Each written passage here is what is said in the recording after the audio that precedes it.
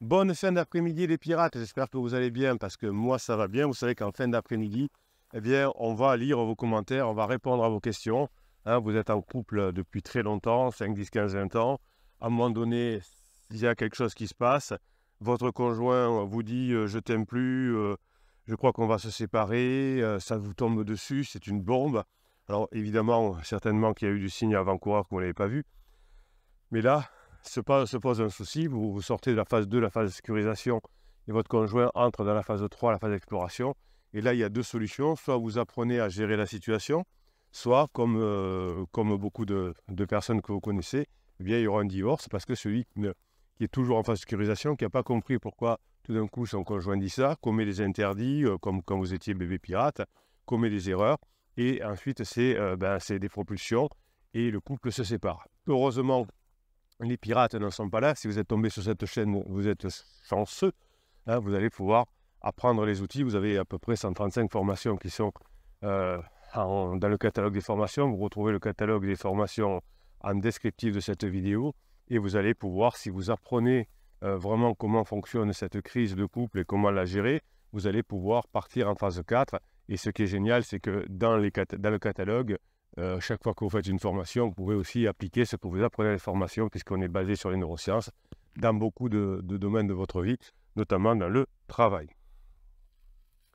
Alors, on y va. Dri nous dit... Ah non, ça, j'ai déjà répondu il y a 5 jours. Bon, il y a un petit problème, parce que vous savez, je les prends au hasard. Non, pourtant, aujourd'hui... Bon, alors, on va quand même essayer de le dire. Alors, c'était le message, je crois que vous l'avez lu. J'ai pensé à vous, capitaine. Ce sont des amis qui m'ont dit franchement, mon criseux, hein, le criseux de Drin, a pas l'air plus heureux, il donne pas envie d'aller vers lui, il paraît sévère, il fait n'importe quoi, et il fait pas envie. C'est une de vos phrases fétiche, ouais, il fait pas envie quoi, c'est une phrase fétiche. Je me rassure du coup sur mon ressenti, mais j'ai des doutes. Alors je me rappelle que toutes les crises se terminent, oui, c'est l'avantage, c'est que toutes les crises existentielles se terminent.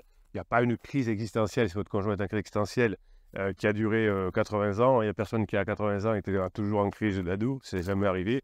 Et si vous ne mettez pas trop d'interdits, la relation pansement de votre conjoint avec peut-être quelqu'un adultère n'est pas fait pour devenir un couple stable, mais pour moins souffrir pendant la crise. Donc si vous ne faites pas trop de propulsion, si vous ne projetez pas trop votre conjoint vers son pansement, c'est-à-dire que si vous ne lui laissez pas trop le choix que d'aller avec son pansement, eh bien la relation de pansement va se terminer. Alors vous avez des formations qui vous parlent du rebond entre pansement et criseux, de la fin de la relation avec pansement et criseux. Vous allez apprendre à gérer tout ça. Alors pourquoi ah voilà.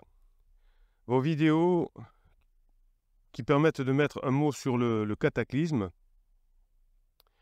car vraiment la brutalité de la bombe cider.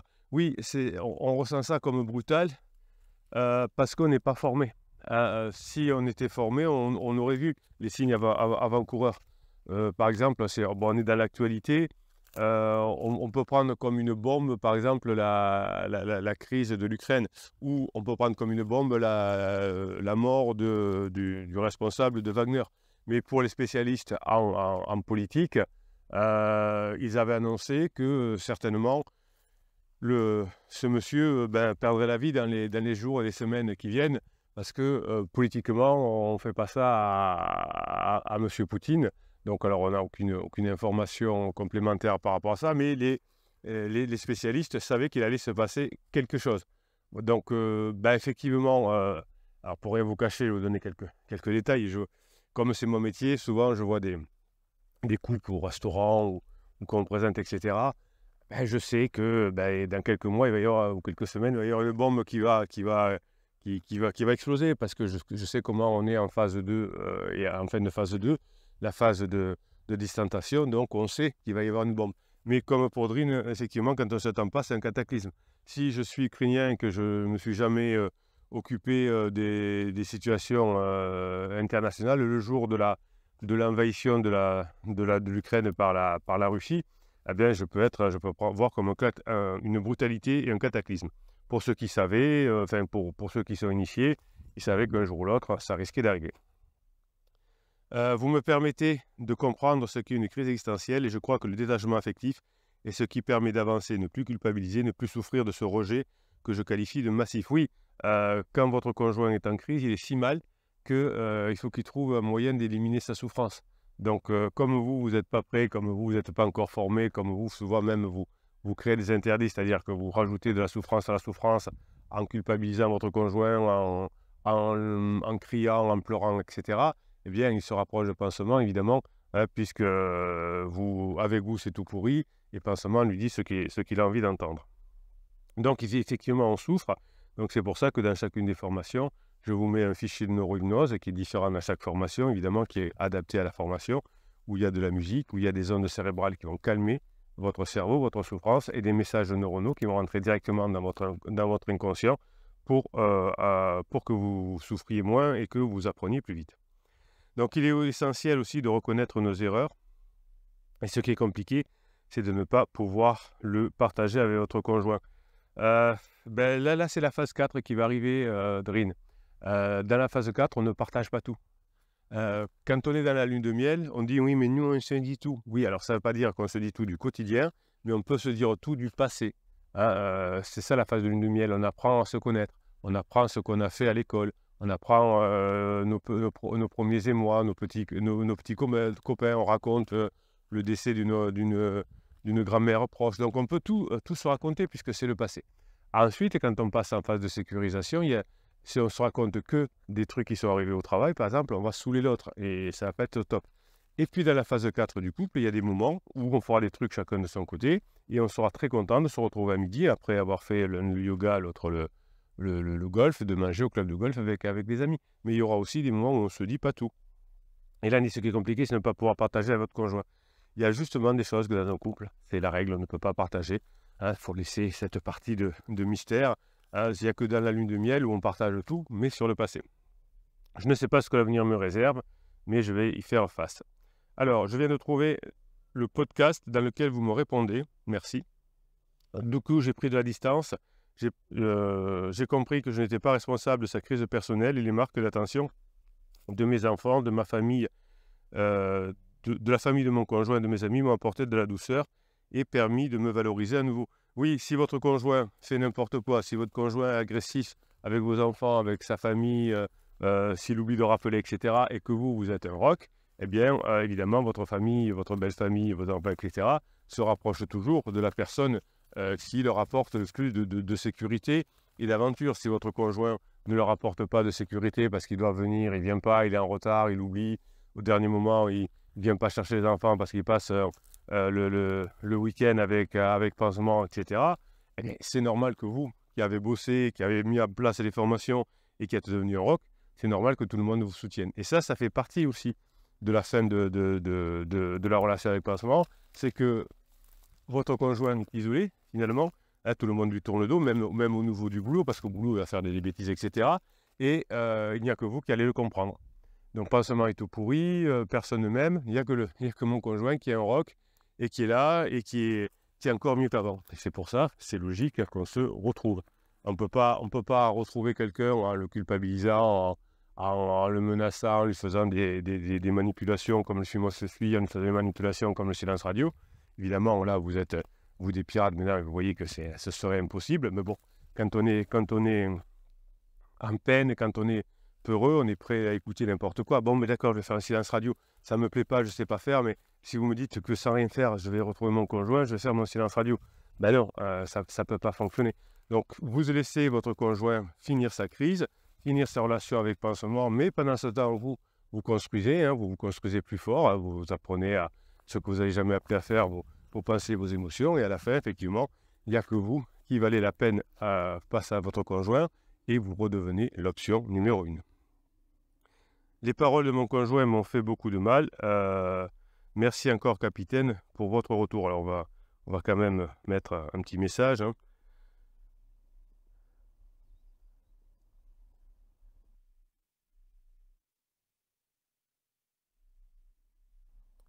Hop, voilà. Donc, vous voyez qu'il y a un suivi entre le capitaine et vous, les pirates. Évidemment, vous avez compris que je suis là pour vous, que je suis là le week-end, que je suis là pendant mes vacances, parce que Je sais que c'est dur, je sais que vous en avez besoin.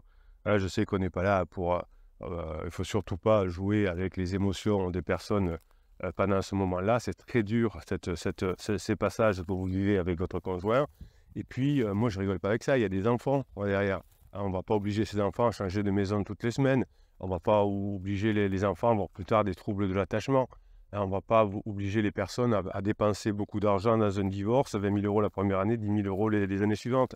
Il vaut mieux investir dans soi, il vaut mieux investir dans sa force, il vaut mieux investir dans les relations humaines et retrouver son couple plutôt que de dépenser des milliers d'euros dans un divorce. Il vaut mieux investir un petit peu sur soi que dépenser de l'argent beaucoup. Bon, merci en tout cas, Adrine, vous nous avez permis de préciser certaines choses. GG nous dit, alors mais ça je suis, hop, Melcat, toc toc toc toc, c'est fou quand même à constater, cette irrationalité de mon mari. Mon mari a toujours été quelqu'un de très intelligent, très terre à terre et lucide, et le vois se lancer corps à corps dans cette relation, non, à corps perdu dans cette relation. Ben oui, alors c'est ça, c'est un bug du cerveau que l'on a. On croit que notre situation est exceptionnelle, on croit qu'on est exceptionnel. Peut-être que ça nous rassure par rapport à la mort. On va dire, ah, c'est incroyable de savoir que mon mari a changé totalement pendant sa crise. Mais c'est tout le temps comme ça.